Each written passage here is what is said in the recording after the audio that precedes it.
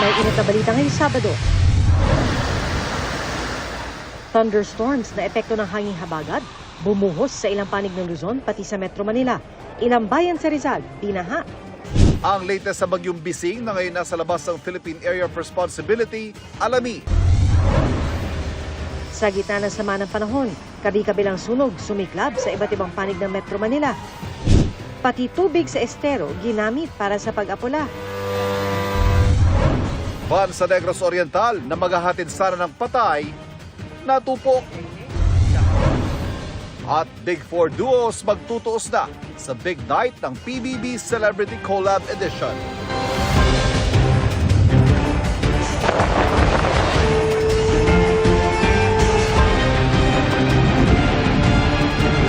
Nakatuto kami.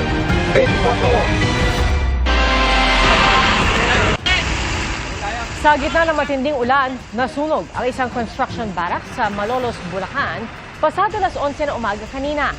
Natupok ang mga PVC pipe, kawad at mga pintura sa loob.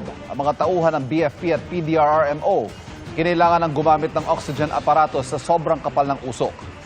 Idineklara itong fire out bago magtanghali. Patuloy na inaalam ang sanhi ng sunog at ang halaga ng pinsala. May ambulansya ring rumesponde sa kabutihang palad, wala namang napaulat na nasaktan. Magandang hapon po! Nagkabaha sa ilang parte ng Rizal matapos ang biglang buhos ng ulan kanina umaga bunsod ng mga thunderstorm.